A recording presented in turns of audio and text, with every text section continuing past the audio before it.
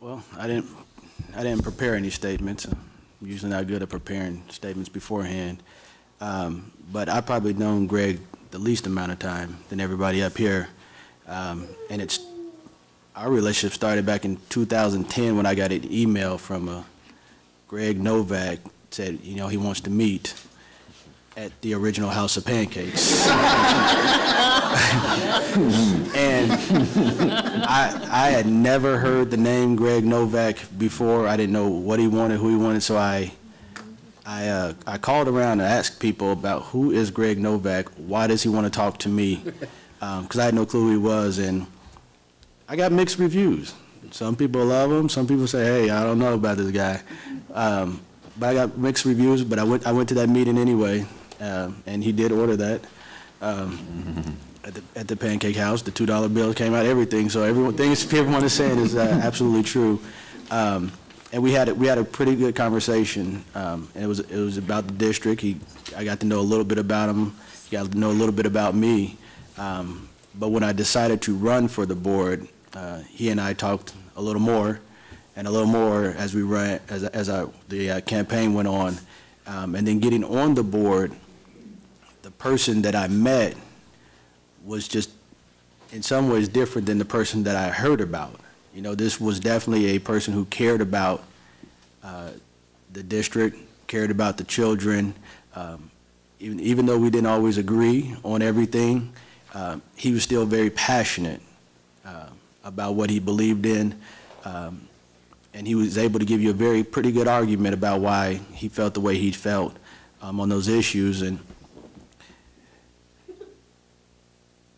And I like to say, the board is definitely going to miss that. He's been a great wealth of knowledge for me, not having a whole lot of background. I can call Greg, why in the world is this policy even on the books? And he would know exactly why it was there. And if I needed to talk to somebody else, he knew exactly where the people were. That if I needed to talk to him today, he knew exactly where they were today. And so he was always there. And so for me, having my relationship with Greg, he was definitely a good guy. He always stood his ground of what he believed in, and he would always give you both sides. Even if it was against what he believed we should do, he would tell you the other side of it as well, just to put it out there on the table. And so for me, being with Greg and my relationship with him, I think he's definitely made me a better board member by showing me, okay, if I need to know my product. If I'm a school board member, I need to know my school district. And so I need to be on the buses. I need to be in the schools. I need to talk to the teachers. I need to talk to the parents. I need to talk to the students, because that's what he did. He was everywhere. Every school that I went to, every single building I went into, Greg Novak had already been there. And so that's what a board member is supposed to do. That's what a board member is supposed to be. And so I definitely became a better board member. The way he talked about his family, he definitely makes me become a better family man to talk about my family. And just the way the family talks about him, I would also take that off as well. So I appreciate the family for sharing him with us. I know there's lots and lots of memories. You're going to get lots and lots of laughs from years to come from Greg. I got some laughs at some of the pictures yesterday. So again, I thank you all for being here tonight and sharing this with us. And don't be a stranger to the district. Christine. Well, some of what I plan to say, you'll have to pardon me for being repetitive. It's hard to be at the end of the line. But I was trying to decide how to start, what to say. So I thought that I'd start with, while I was out and about in the schools today, which is the way Greg always started his board comments, but I can't fill his shoes. I've known Greg since I first ran for the board. We both came on the board at the same time, but I have to say he was always my mentor on being a board member in Unit 4. I don't know how many breakfasts and lunches we had. We always went to Le Peep, though. Sometimes Le Peep. Yeah, it was always Le Peep. We spent a lot of time talking about the schools and how to make them better. When we started the Great Schools Together process, I really learned about Greg's passion in trying something new, stepping outside the bounds, and working on a process that could make the schools better today and in the future and really provide us a roadmap. I was always so surprised at how much he put into that and every other task and project we had as a board and as a district. Greg liked to disagree a lot with all of us. And to me, it was a great lesson in you can really disagree with people. You can have a different opinion, and you can argue something for a long time, but still be friends. And I always felt like Greg was a friend, no matter how different our opinions were. On a different note, too, when I told my son about Greg's passing, my son was really upset. I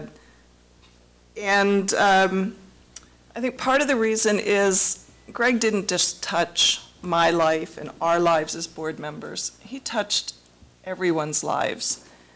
My son loves history, and Greg used every opportunity he could to talk about history with my son. When my son decided he didn't like reading anymore, Greg went out and got him some books about history that he thought my son would like. And when my son went and saw one of his miniature reenactments, he gave my son a game on miniature reenactments. And of course, he gave my son a $2 bill, which he still has, and he says he will now never spend. Greg had a huge influence on everyone he met.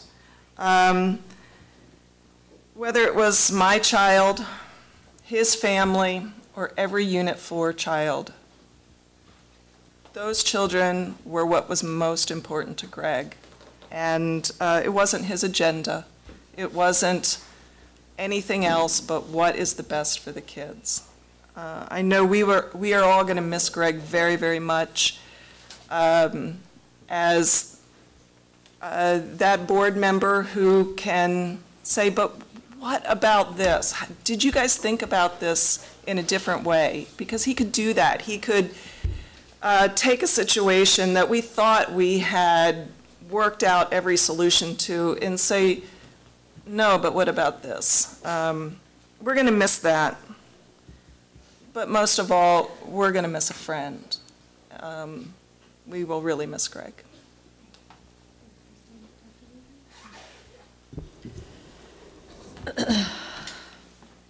Greg Novak was living proof of how fine a person can be. He was an outstanding public servant, giving countless hours to his work on the board. He was a loving husband to his wife, Donna. Been a personal friend of Donna's for 25 years, and I can attest to his devotion to her. And her daughter, Liz, you were his daughter. Bill, you were his son. And of course, the grandkids, Sophie, Maggie, Robbie, and Miss Abigail. As somebody stated earlier, you couldn't be in a conversation more than 5 minutes with Greg without him turning that conversation to those wonderful grandkids. So I loved having those conversations with him. He was also a good friend to many of us and a great colleague. The character of the life he lived might be summed up in a few words. He was sincere, he was earnest, and he was loyal.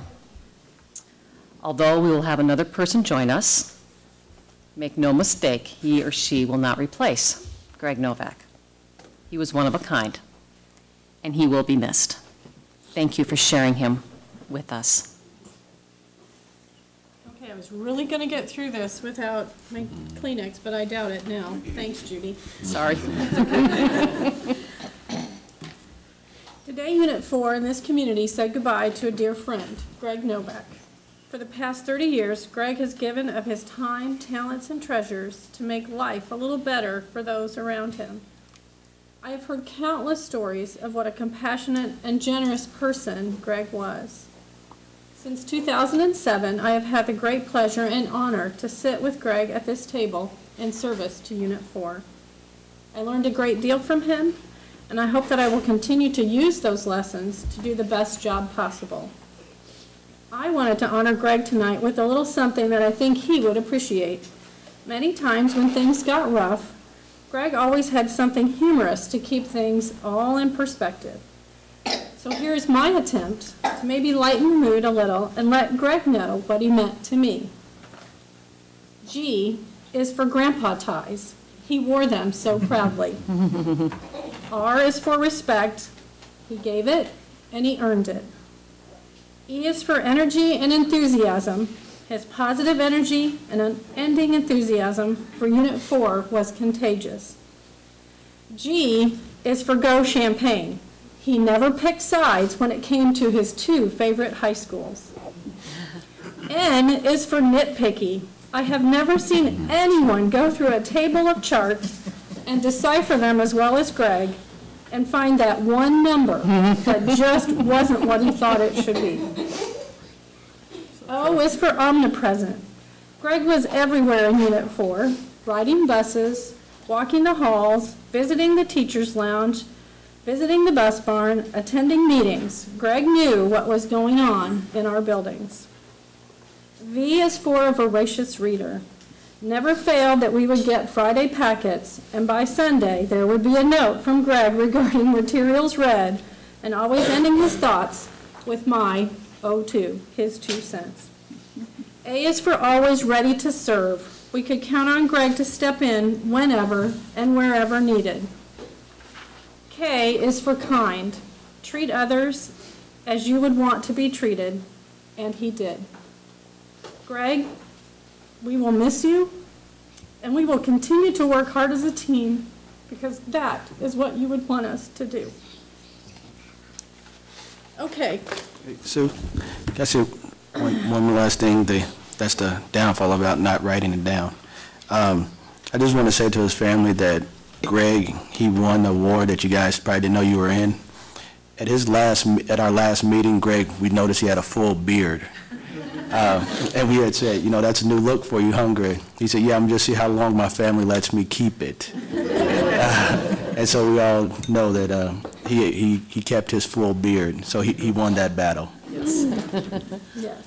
So again, thank you to the Novaks for being here tonight, and we have been deeply touched by Greg, and so happy to have had the opportunity to work with him. Donna, did you want to say something? I'll try. Okay, I have tissues if you need them.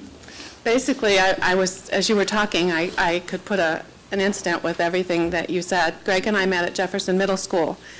It was my first administrative job. I was the assistant principal, and the first day of school, I was king of the road. I was the assistant principal. I had made it big. And Greg was coming in, and he had donuts, and he had books, and he had his backpack, and I went up and I said, can I help you? And he looked at me and he said, just move.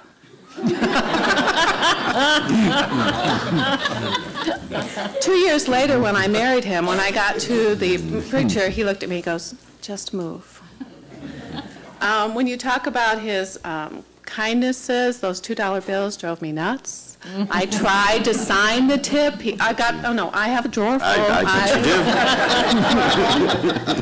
The last two places we went to breakfast together were the original Pancake House and La Peep. So he loved being on the board. It was so stressful. He was so afraid he would do something wrong, but he felt like it was a very good place to be. He loved his time in Unit 4. We had people, we would go to a wedding of one of my employees and someone would come up and say, didn't I have you at Addison? So he did touch a lot of people, and he touched our family. He was, for somebody who never had a child, he did really, really, really a lot for children. So I should tell you, too, since I just told you that as administrator I was dating the building steward, he did get permission from Arlene to do that. So thank you for all the kind words.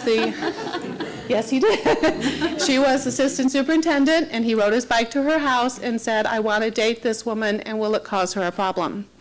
And she said she cannot evaluate you any longer. So that was that. The outpouring of love, the kind words, the support, the prayers has been overwhelming, and we truly feel blessed to have all of you in our lives. Thank you. Thanks, Donna.